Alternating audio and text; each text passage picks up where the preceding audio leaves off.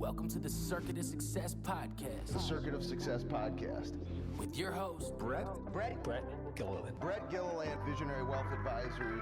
the Circuit of Success Podcast. Let's start the show. Welcome to the Circuit of Success. I'm your host, Brett Gilliland. Today, I've got a friend, Frank Viverito, in here. What's going on, Frank?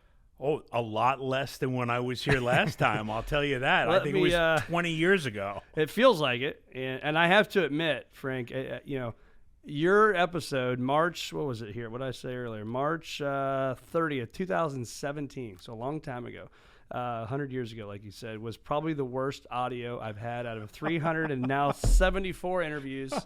So even thank you for coming back. Well, let's hope we can both do better than what happened 20 years ago. Am I recording? The mics are on, right? We're good. We All are good. good. So, well, it's amazing to have you, and it's cool because I look here, and the last title we had back in March of 17 says, Frank Viverito wants to bring Major League Soccer to St. Louis. How about that?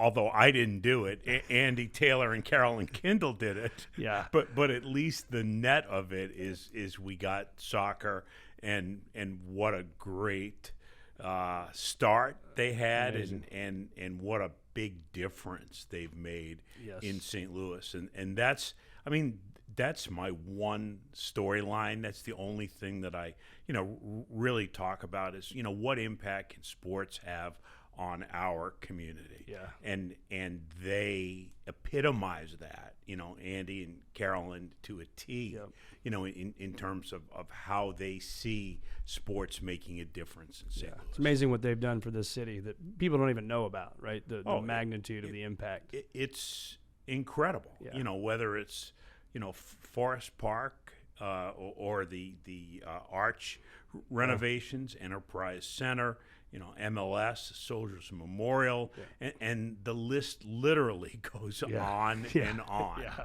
Tip of the cap to them, right? Totally. So you are the former president of the St. Louis Sports Commission, which I have the privilege of being on the board. It's phenomenal. I love it. It's a great meeting. I'm always inspired when I leave the meetings, not just from the content, but just how prepared everything is. And so we'll dive into all that stuff. But before, the people that don't know who Frank Viverito is, why don't you give us a little background of the guy that came from us from the East Coast, got to St. Louis, and what has made you the man you are today? Well, that's kind of a loaded question, but so we'll go back. Yeah, I grew up in New York City. Went to school at Rutgers, a graduate degree from the University of Massachusetts in sport management. I met my wife at UMass, and fast forward about 5 years later, she found a job in St. Louis. I moved here as a trailing spouse in 1982, and the rest, as they say, is history. So Good year to show up for the Cardinals. Oh yeah. It's been it was a great year to show up, and it's been a career. I retired as president of the Sports Commission after 28 years last January, and then before the Sports Commission, I had a series of jobs in sports marketing with the New York Mets organization, with the Cardinals organization, Old Dominion University, where we lived in Norfolk, Virginia. I worked for UMSL and also for the St. Louis Convention and Visitors Commission. So like a full career of civic and sports business, all for the benefit of the communities that we lived in. Yeah, that's amazing. And your wife's in the sports world. She is the longest serving collegiate conference commissioner in college sports.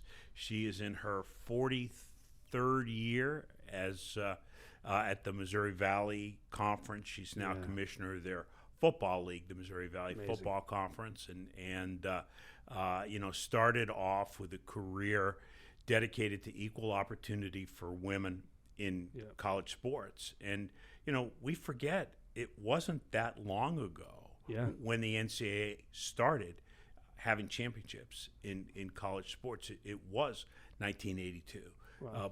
We think women's sports have been around forever, but they really haven't. And so it took people like Patty to push women's sports into the mainstream. Yeah. So let's brag on yeah. Patty for a little bit. Sure. So we'll make this a little bit about her, and then we'll come back to Frank. Okay. So Patty, I'm sure she's going to be locked in and watching this right now. What did you learn for her, and as a mom, as this leader? Like, what all did you learn from her for that? Well, there's a lot of things that I've learned from her, and probably I think the biggest thing was that she was in the ground floor of bringing women's sports into collegiate sports and sports business, and so she was a pioneer, but she did it from a business perspective. Okay, she and a group of others. We're talking dozens, not hundreds or thousands at the time.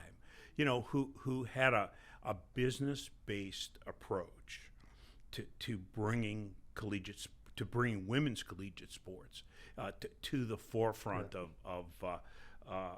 college sports, and she did it in a way that was assertive, it was admirable, it was for the right reasons, and the people the friendships and the bonds that she formed with that group of women who were pushing to make that happen have endured for a lifetime. Yeah. And it's the way to get things done. It's to be prepared. It's to know where you're going, and then to be persistent, and to get it done, and to turn on Iowa, Nebraska basketball, women's basketball before the Super Bowl on Sunday, and see a packed house, and people caring about Caitlin Clark, and its time has come, or it should continue to keep coming, and so Patty used her sense of fairness and sense of honesty, and her persistence and her education, along with others, to get something important done. And I think the Iowa game being on the big network, right? Mm-hmm. I mean, the Super Bowl Sunday, and it's funny. I talked to my dad, and there was another advisor in our firm, Bill Lauber, and he's close to my dad's age, and we're talking about how these guys they're locked in on Caitlin Clark. Like my mom and dad, every time I talk to them, it's like, "Did you see Caitlin the other night?" I'm just like, "It's great, right? What it's doing for the game, and she's incredible." Exactly, and that's been a focus for the Sports Commission over time.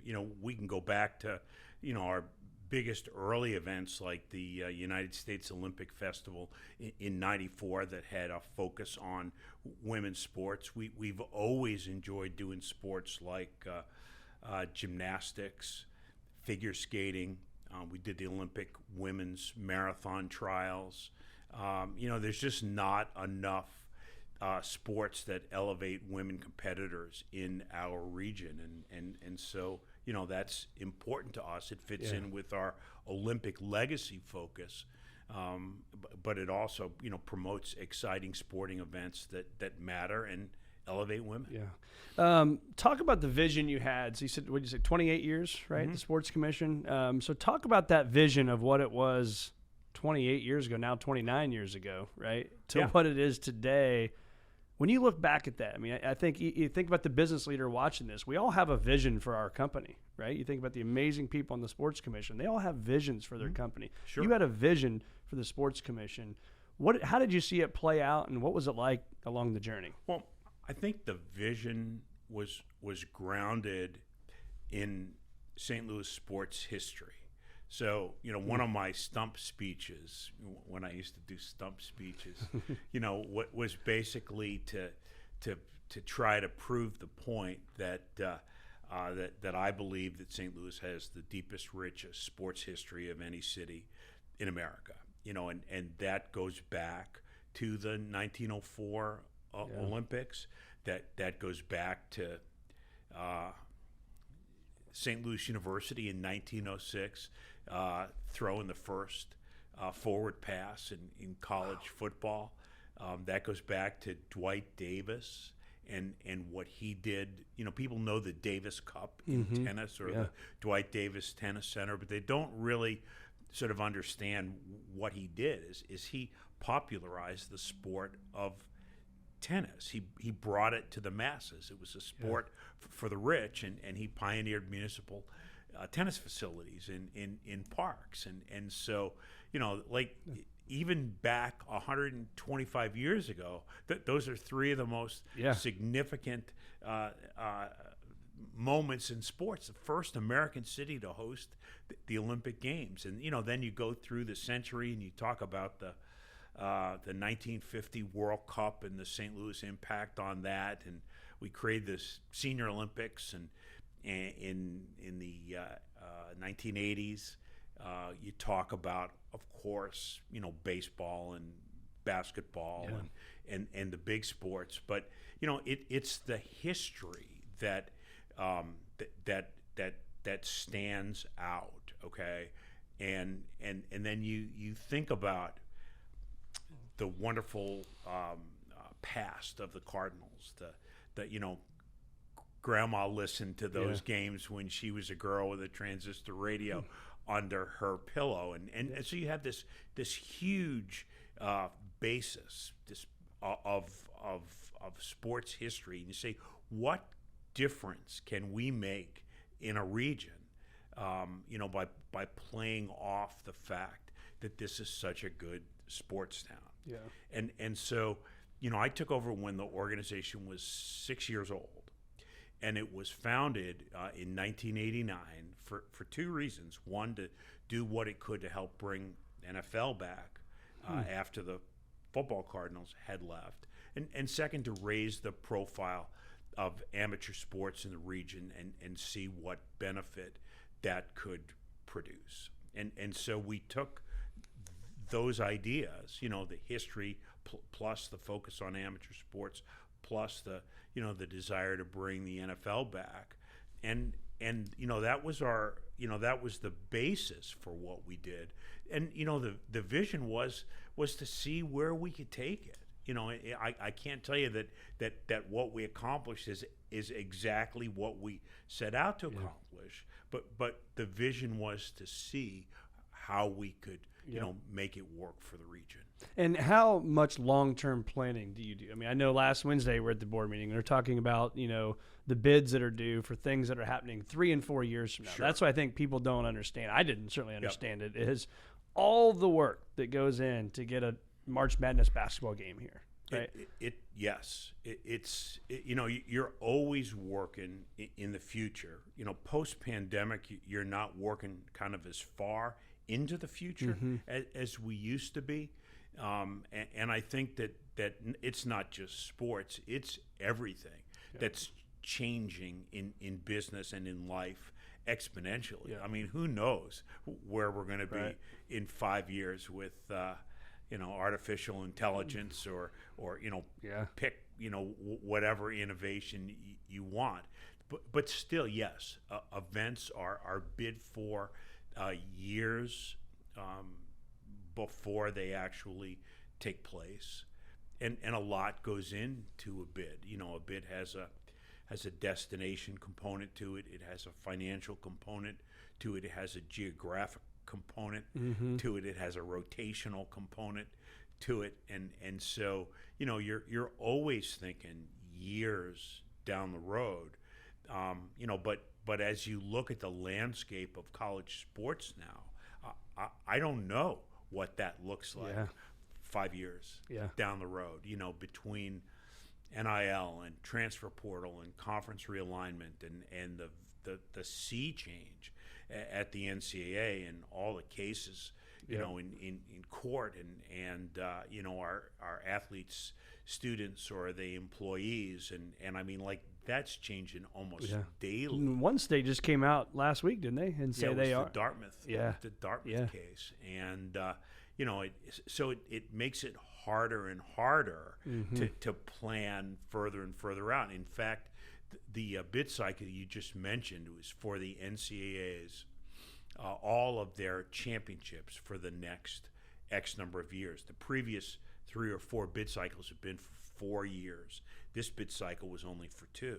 Wow. And I think part of that is because there really is, to a degree, some uncertainty in terms of what will college sports look like in a few years? What will conferences look like? What impact will the CFP have moving to 12 participants? Can Florida State defy the ACC and grant of rights and chart their own course? And it boggles your mind what could happen. It is. I want to go back to something we were talking about earlier, the Olympics, and I didn't know this maybe until a couple years ago, but the medals were created in St. Louis as well, right? Gold, silver, and bronze medals were an innovation of the 1904 Olympic Games. Because we just think of that now as normal, right? But it started right here. It started right here. Previously, just gold medals had been awarded, and so gold, silver, and bronze were an innovation of the games, and not just gold, silver, and bronze, but the 1904 games brought an order to the games that had been missing, a business order to the games that had not been present in 1896 in Athens or 1900 in Paris, and that too lasts until today. And it's just a thrill to have the Olympic Stadium still standing on the campus of Washington University, and to proudly take our place at the table with all the great and grand cities of the world. The 1904 games weren't as polished as 2024 is going to be in Paris, but without the early games, there are no current games. Right. So got to start somewhere. Hey, look at this podcast. Exactly how we started, right? Exactly, and the Olympic legacy of St. Louis is something that people should know more about and should really be proud of. Talk about the economic impact of sports in our city, and I don't mean just the St. Louis Cardinals or the Blues or St. Louis City, right? Those things, but I think it's important to maybe go kind of layer by layer of how big of a deal it is to have the Division I wrestling championships, to have gymnastics, right, trials, to have a March Madness basketball tournament. Like, what goes into that for everybody listening to this while they're driving right now? Says, okay, I need to show up to that to support it for our city. Okay, so two questions here. One question is, you talk about economic impact. Well, we can trace pretty easily a $1 billion plus economic impact for the Sports Commission over its existence, over $1 billion in new money to the region. But again, going back to my stump speeches, I'd walk into a room and didn't matter whether it was young people, old people, men, women, sports fans or not. I'd say, okay, how many people really love college wrestling? I wouldn't have a hand go up. Okay, I said, all right, now, if I told you that St. Louis had hosted 11 NCAA collegiate wrestling championships, and over the course of those 11 championships, people came from outside of St. Louis and spent well over $100 million a year, how many of you would become college wrestling fans? And so, like I didn't know anything about college wrestling. It was the first event that the Sports Commission bid on after I started with the Sports Commission. So it was in October of '95, a month after I started. And we were one of 3 cities bidding for the NCAA Wrestling Championships for 3 years, okay? Even I could do that math. Each city, each of 3 cities got a year, okay? We got 2000, that was our championship. As an aside, the last time that the NCAA Wrestling Championships were bid for 4 years, there were 24 cities that were bidding. And so that gives you an idea of how our business has changed. But, we were awarded the event. We had a chance to go to a few events after the award and before we hosted. So I saw my first NCAA Wrestling Championship in 1997. I think it was up at the Target Center in Minneapolis.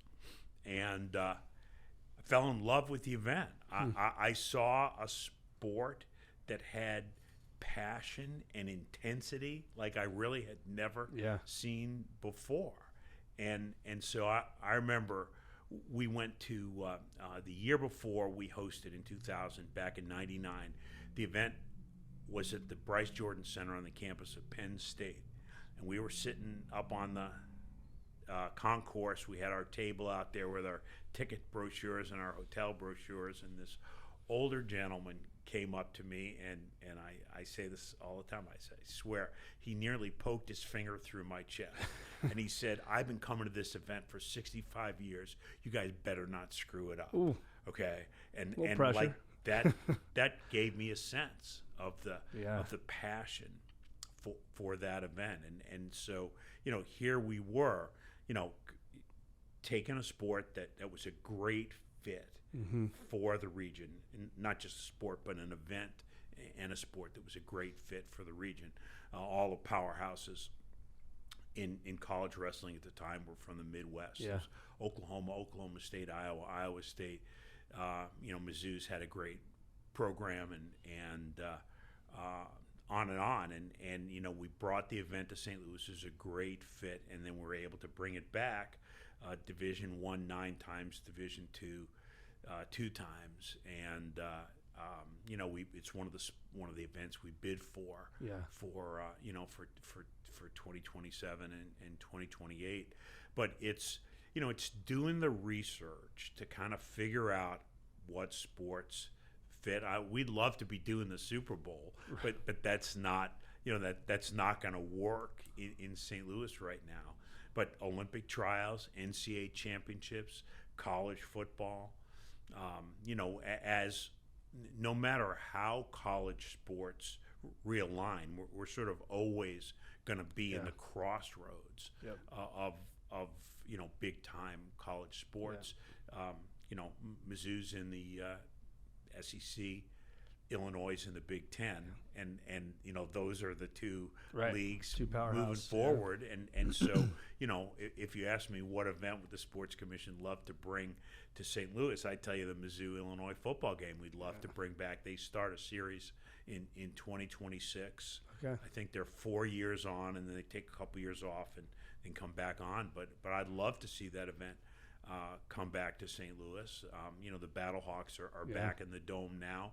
Put some money into the building, fix it up, and start doing major college football every year. So it's doing research. It's understanding the economic value of an event.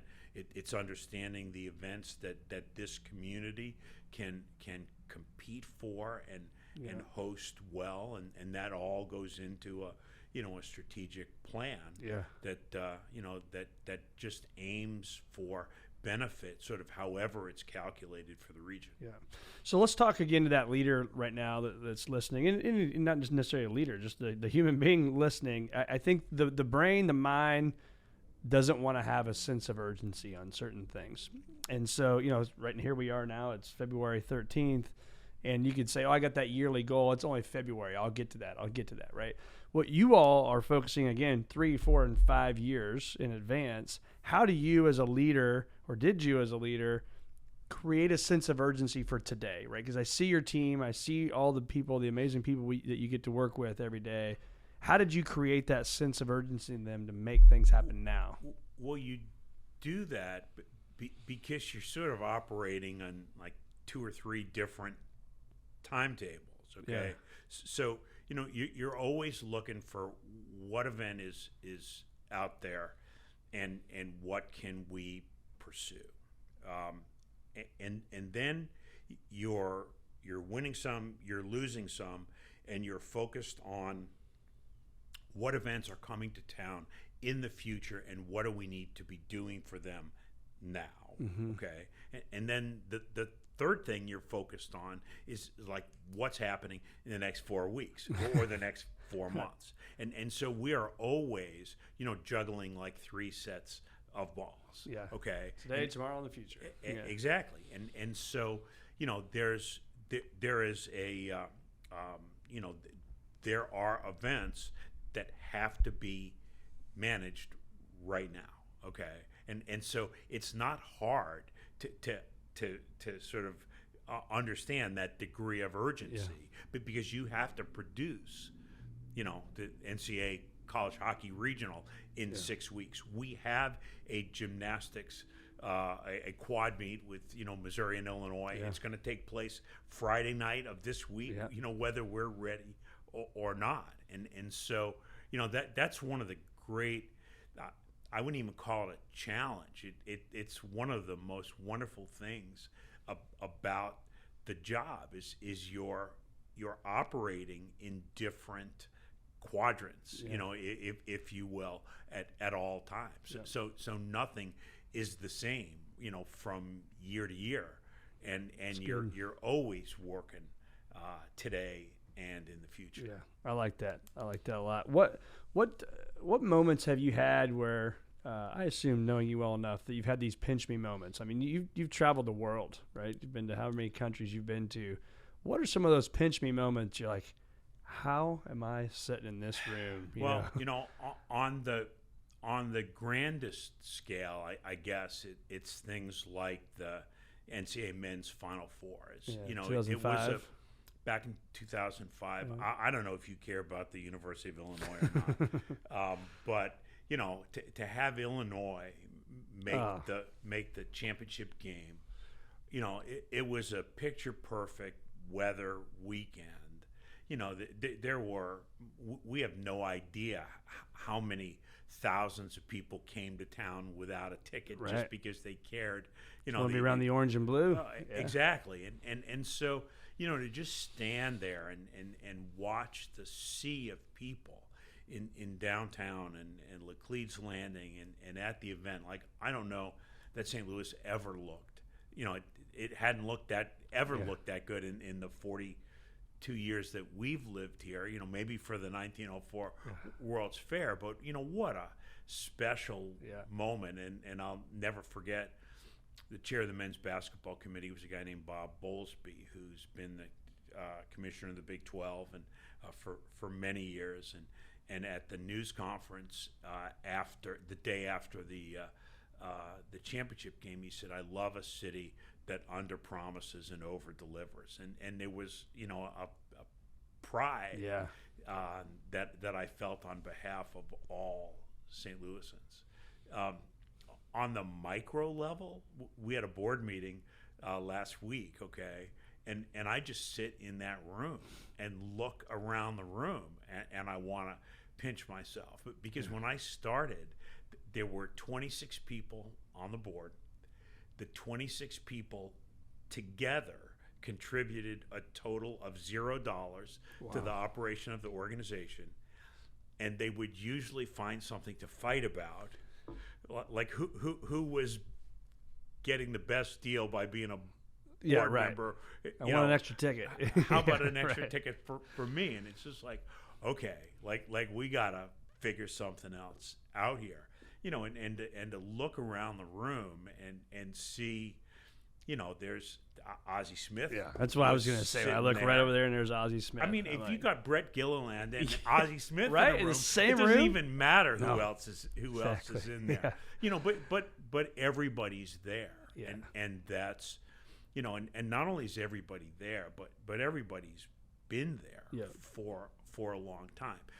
To some degree, I think we understand in St. Louis that we are a disjointed region, and that the public sector is not going to sort of be the leader in moving us forward. And so the private sector has always had a sense of urgency or a sense of responsibility to help move the region forward. And that could be, it certainly is in sports, but it's also, what built Washington University and what has brought much of the economic success that the region has had in the past 100 years. Civic Progress is a model organization in the country in terms of what an impact a business community can have on a region. And so I just look around the board table and I say, wow, like look at all these people who care to move St. Louis forward through sports. What advice would you have for that St. Louis resident listening right now? St. Louis, Metro East. What can we do, right? Because you see all the stuff on the news. Everybody knows what I'm talking about, and the downtown, whatever it may be, the county versus the city. What do we need to do as individuals to impact that and get that ball moving forward? Because this city is amazing, right? It absolutely is. Like at the most basic, in the most basic place, okay, it's be positive. And understand what you can do to bring us together and make a difference. We all have a responsibility to make a difference. I think the most important thing that we can do is find a way to be more regional, okay? And that can mean St. Louis City and County, that can mean the 12 counties that make up the St. Louis region. That could be Missouri and Illinois. That could be St. Louis and St. Charles. We have to find a way to do things like make downtown a greater focus of the region. When we go to other cities, we kind of go downtown. Yeah. And so we have to do a better job with that, and can everybody move their business to downtown? No. Yeah. But we can all be thinking about, what is our role in the regionalization of St. Louis, and we have opportunities like the Rams settlement money to do the things that can help bring us together. Okay. Mm-hmm. We have to create a safer community. We have, we know what we have to do, and everybody has a role to play in that. Even if it's just, I don't want to hear another person say, "Oh, I don't go downtown anymore." Right. Like if nobody goes downtown anymore, that's going to hurt everybody. Yeah. So let's go downtown. Let's think about going downtown for dinner or whatever it may be. Is we just have to think more regionally every chance we get. Yep. And I think too, and we're doing this consciously. I mean, maybe it's because we have the Illinois and the Missouri side for work, but like we have events like a holiday party. We've got a Night of Champions coming up in March, but we're choosing to do that downtown, right? So I think that's one of the things. I think as leaders of organizations, take your event downtown. Maybe it's not move your business down there, but go to Ballpark Village and rent out the Hall of Fame Museum and have it there and pay for parking and go to Lowe's Hotel next door and have a drink before or after, right? Exactly. Those are the things that we got to be doing. Exactly. Yeah. And just being positive and just doing something, not just talking about it, but actually doing it. Yeah, I couldn't agree more. So you mentioned the Rams as one of the notes I had here. Do we want to talk about the Rams and the money and the NFL and all that stuff? No. All right. We'll say next question. No, I mean, of course we can. I think the people want to know, right? You hear this big number that we get. Sure. And give credit to the three entities. Not everybody's been giving credit to the three entities. It's the city, the county, and the regional sports authority. They're trying to do the right thing with the money. They're trying to not waste it, to make it last, to make it impactful, and it's a big amount. Is all you have to do is look at what's happening across the state and how wonderfully exciting that is to see the impact of sports. We know it really well with the Cardinals and the Blues and City now, but you got to make the right moves. Maybe they should invest the money with Visionary Wealth Advisors. That would be a great idea. That would be the first step. But it's being regional and being smart about how that money is spent. My own personal feeling is that some of it, at least some of it, a significant portion of it, should come back into the sports area to because that's where it came from, and to make an impact on kids' lives, to create facilities maybe that we don't have in the region. I'd love for the public sector to become a little bit more involved financially in bringing events to the region, bidding for the events that come to the region. I say all the time that our facilities, our venues, our airport, our hotels, our downtown, adequate, okay? But adequate and competitive aren't the same thing, okay? And so I love our airport, but we don't have as many flights as Atlanta, Dallas, and Minneapolis. We just don't, okay? And so we have to have a focus on not just adequate and better, but also competitive. Yeah. Who are we competing against that you didn't see 28 years ago? I mean, I'm assuming it's the Nashvilles, the Indianapolis. Yeah, it's there's a lot of cities that have just come up and have become real formidable competitors. Indianapolis is one, Nashville is one, Kansas City is one, San Antonio is one. Atlanta and Dallas and Houston have always been ones. But now the biggest and most formidable competitor in for all sporting events, which wasn't doing any sporting events 10 years ago, is Las Vegas. Yeah.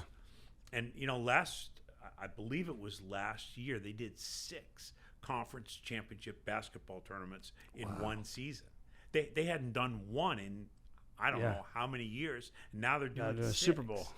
Now they're doing the Super Bowl, and I've heard people say the Super Bowl should be there every year. Wow. Okay, they're also doing curling. They brought the Raiders there. The Vegas Golden Knights have been one of the success stories of the past decade in potentially the NHL. The A's. They're going back and forth now with the A's. It's a global center of sports now. Yeah. And we really haven't kept up in terms of investment to bring events and to build facilities. We've done as well as we could. We did build the Dome. We have improved Enterprise Center, and we have built City Park, and it's all good. But when you look at what's happening in Minneapolis and Indianapolis and the the facilities that we're competing against, we are not at the top of the list. Yeah, we've got some work cut out for ourselves. Yeah, the sports betting. I know if you heard the Bill DeWitt interview a few weeks ago, he's pro sports betting, and what are your thoughts on it? Well, I mean, I think that it's already kind of a done deal. In terms of the way that was the reason that Las Vegas wasn't doing events is that the NCAA wouldn't hold a championship in a community that allowed sports betting. Now sports betting is basically everywhere. Yeah. I can get the ESPN Bet app on my phone, and maybe I can't use it in Missouri. I have to come over to Illinois to use it, but it's only a matter of time. Yeah. Before it is everywhere, and look at the impact that it has on sports. Yeah. I don't even remember the number of dollars that were bet on this year's Super Bowl, and then it went into overtime, and the over under was right helped me. there, helped you, okay, but it's just like it's a thing now, and it's big money, and that's that's the thing about sports. That's why I've always been a sports evangelist. Is it has a big impact on our lives. Yeah. I know you're taking your sons all over the Midwest to participate in sports, so it functions at that level, but it also functions on the mega economic level, tourism, just civic urban development is so related to sports. It has an enormous impact on our lives, and it's just going to keep getting bigger, and sports betting will add an enormous financial component to how we sort of see, experience, and enjoy sports. Well, that's what DeWitt talked about. That's the difference in 20 to 25 million a year for them. That's your ace pitcher right there. That's a big deal. It's a real big deal. Exactly, and not just betting, but the media transformations and transitions are enormous. The Cardinals are going through that now. ESPN is different from what it was 10 years ago. People are cutting the cord. People are buying sports in a different way, experiencing sports in a different way, and sports is always sort of ahead of the curve. Whether it was 9/11 and the impact that sports had to bring our country back, or the impact that sports has on your family. I assume you're going to ask me about the Musial Awards at some point in time, to say what impact does sports have on society. It's a big deal. It is a big deal. So while we're on that, talk about the Musial Awards. They're amazing. The best award show in the history of award shows. I agree with you completely. Al Roker believes that. Al Roker believes that, and we don't just believe that. Is like we know that. Okay, we call them the most important award in sports, and they're given for extraordinary sportsmanship, and we just feel that sportsmanship is the most important part of sports. Okay, if you don't start, no matter if you're 5 years old or you're 22 years old or 60 years old. You have to have a respect for the sport, respect for the game, respect for your opponent. That's where we start. Otherwise, we have nothing. Okay, and so the Musial Awards were created about 20 years ago under a different name to elevate and celebrate good sportsmanship, and to highlight the examples, the stories, the people I think is the most important contribution that the Sports Commission is making. To now have a platform. We've been on CBS for 5 years, national television. There's not national television other than live sports coming out of our region or most regions. It's just so important for all of us to lead our lives in a sportsmanlike way. It's the most basic thing. If somebody falls, pick them up. That's all we're talking about. And we've been blessed with these incredible moments and incredible people that we can showcase and we can bring to St. Louis, Al Roker among them, and to create that national or global focus on sportsmanship. Nobody out there is doing it. I think we have a leading national and global focus on sportsmanship that goes hand in hand with who we are. Okay, as people, why are we doing this? Well, because we're not in Philadelphia where we throw batteries at Santa Claus. We're here in St. Louis where people like Stan Musial and Jack Buck have taught us to be good sports forever. Okay, and so we don't have to teach anybody to stand and cheer for our returning players.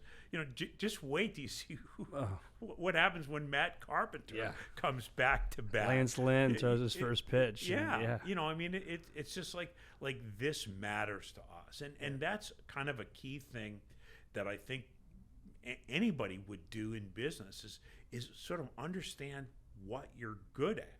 Okay, if you're Seattle and it's raining all the time, you ought to invent a coffee company and tell everybody to, like get cozy and have a nice sip of hot coffee. And then before you know it, you'll have 200,000 Starbucks all over the world. Like understand who you are and what you're good at. And that's who we are.